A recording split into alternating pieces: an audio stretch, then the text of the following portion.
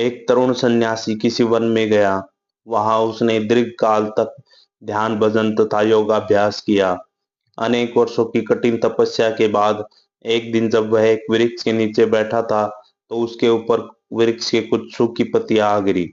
उसने ऊपर निगाह उठाई तो देखा कि एक कौवा और एक बगुला पेड़ पर लड़ रहे हैं। यह देखकर सन्यासी का बहुत क्रोध आया और उसने कहा, यह क्या, तुम्हारा इतना साहस कि तुम ये सूखी पत्तियां मेरे सिर पर फेंको।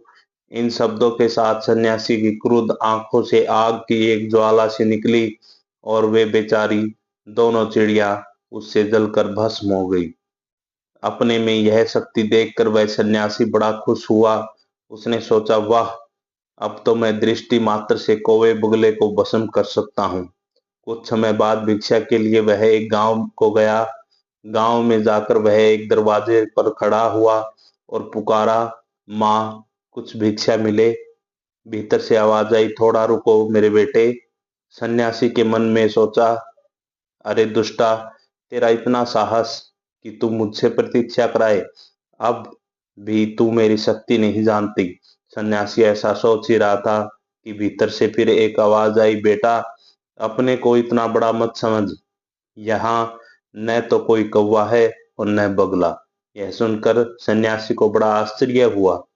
बहुत देर तक खड़े रहने के बाद अंत में घर में से एक स्त्री निकली और उसे देखकर सन्यासी उसके चरणों पर गिर पड़ा और बोला, माँ, तुम्हें यह सब कैसे मालूम हुआ? स्त्री ने उत्तर दिया, बेटा, न तो मैं तुम्हारा योग जानती हूँ और न तुम्हारी तपस्या। मैं तो एक साधारण स्त्री हूँ।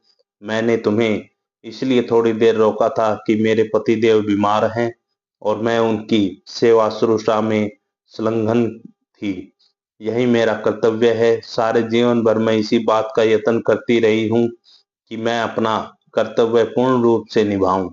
जब मैं अविवाहिता थी, तब मैंने अपने माता पिता के प्रति कन्या का कर्तव्य किया, और अब जब मेरा विवाह हो गया तो मैं अपने पतिदेव के प्रति अपने पत्नी का कर्तव्य करती हूँ। बस यही मेरा योगाभ्यास है। अपना कर्तव्य करने से ही मेरे दिव्य चक्षु खुल गए हैं, जिससे मैंने तुम्हारे विचारों को जान लिया और मुझे इस बात का भी पता चल गया कि तुमने वन में क्या किया है। यदि तुम्हें इससे भी कुछ उच्चतर तत्व जानने की इच्छा है तो अमुक नगर के बाजार में जाओ। वहां तुम्हें एक व्याध मिलेगा। वह तुम्हें कुछ ऐसी बातें बतलाएगा जिन्हें सुनकर तुम बड़े प्रसन्न होगे। सन्यासी ने विचार किया, भला मैं उस शहर में उस व्याध के पास क्यों जाऊं? परंतु उसने अभी जो घटना देखी उसे सोचकर उसने आंखें कुछ खुल गई। अतः वह उस शहर को गया। जब वह शहर के नजदीक आया तो उसने दूर से एक बड़े मोटे व्याध को बाजार में बैठे हुए और बड़े बड़े छुरों से मांस काटते हुए देखा। वह लोगों से अपना सौदा कर रहा था। सन्यासी के मन ही मन में सोचा, हरे हरे, क्या यही वह व्यक्ति है जिससे मुझे शिक्षा मिलेगी? दिखता तो यह शैतान का अवतार है। इतने में व्याध ने सन्यासी की ओर देखा और कहा, महाराज, क्या उस स्त्री ने आपको मेरे पास भेजा है? कृपया बैठ जाइए, मैं जरा अपना काम समाप्त कर लूं। सन्यासी ने सोचा, यह यहाँ मुझे क्या मिलेगा। खैर, वह बैठ गया। इधर व्याध अपना काम लगातार करता रहा और जब अपना काम पूरा कर चुका तो उसने अपने रुपए पैसे समेटे और सन्यासी से कहा, चलिए महाराज, घर चलिए। घर पहुंचकर व्याध ने उन्हें आसन दिया और कहा, आप यहाँ थोड़ा ठहरिए। व्याध अपने घर में चला गया। उसने अपने वृद्ध माता पिता को स्नान कराया, उन्होंने भोजन कराया और उन्हें प्रसन्न करने के लिए जो कुछ कर सकता था किया। उसके बाद उस सन्यासी के पास आया और कहा, महाराज, आप मेरे पास आए हैं, आप बताइए मैं आपकी क्या सेवा कर सकता हूँ? सन्यासी ने उससे आत्मा तथा परमात्मा संबंधी कुछ प्रश्न किए और उनके उत्तर में व्याध ने उसे जो उपदेश दिया वही महाभारत में व्याध गीता के नाम से प्रसिद्ध है। व्याध गीता में हमें वेदांत दर्शन की बहुत उच्च बातें मिलती हैं। जब व्याध अपना उपदेश समाप्त कर चुका था तो सन्यासी को बड़े आश्चर्य हुआ और उसने कहा, फिर आप ऐसे क्यों रहते हैं? इतने ज्ञानी होते हुए भी आप व्याध क्यों हैं? इतना निंदित और कुत्सित कार्य क्यों करते हैं? व्याध ने उत्तर दिया, वत्स, कोई भी कर्तव्य निंदित नहीं है, कोई भी कर्तव्य अपवित्र नहीं है। मैं जन्म से ही इस परिस्थिति में हूँ। यही मेरा प्रारब्ध लब्ध कर्म है।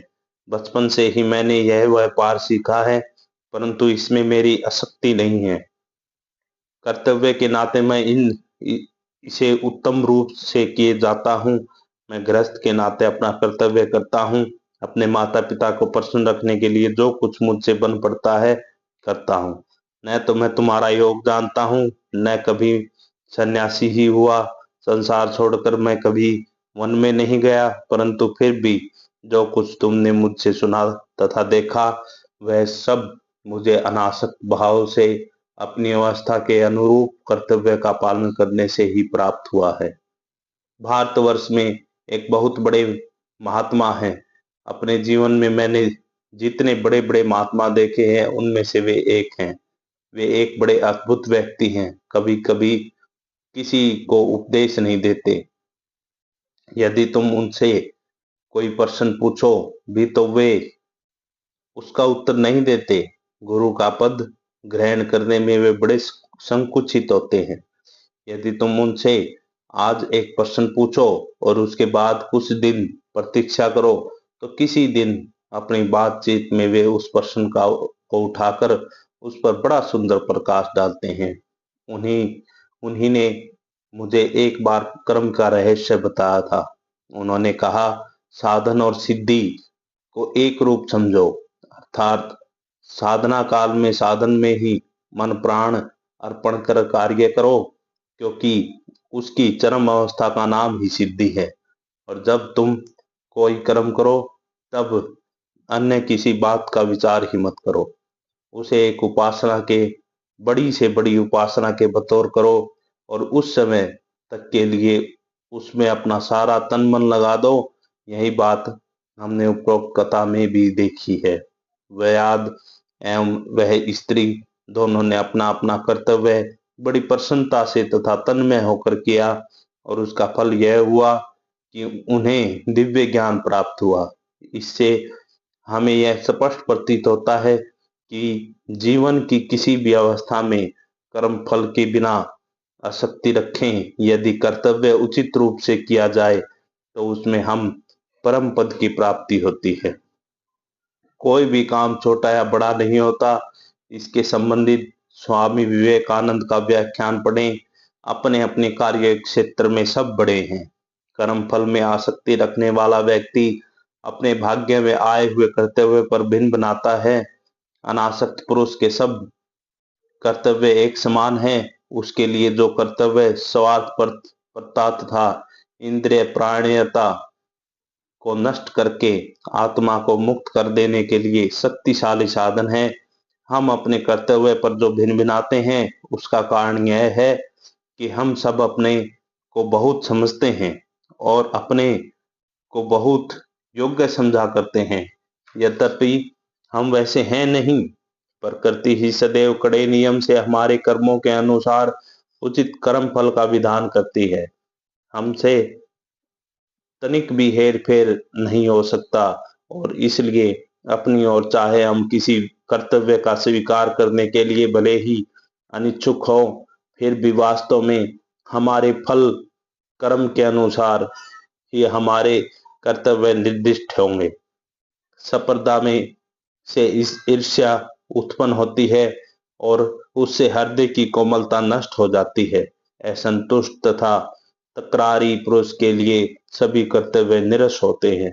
उसे तो कभी भी किसी चीज में संतोष नहीं होता और फलस्वरूप उसका जीवन दुभर हो उठना और असफल हो जाना स्वाभाविक है।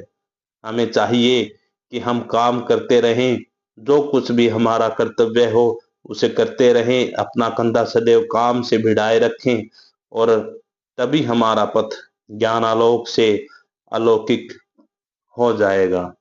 इस अध्याय को हम यही पूर्ण विराम देते हैं।